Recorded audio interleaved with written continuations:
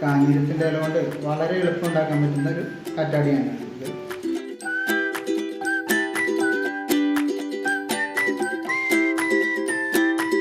കാഞ്ഞിരത്തിൻ്റെ ഇല ഇങ്ങനെ ചെറുതായിട്ട് ഒരു ഭാഗം മുറിക്കുക. കൈ കൊണ്ട് തന്നെ ചെയ്യാവുന്നേ ഉള്ളൂ. ഒരു കത്രിക ഒരു ടൂൾസും വേണ്ട. വളരെ എളുപ്പം ഉണ്ടാക്കാൻ പറ്റും. മറുവശം ഇതേപോലെ കീറി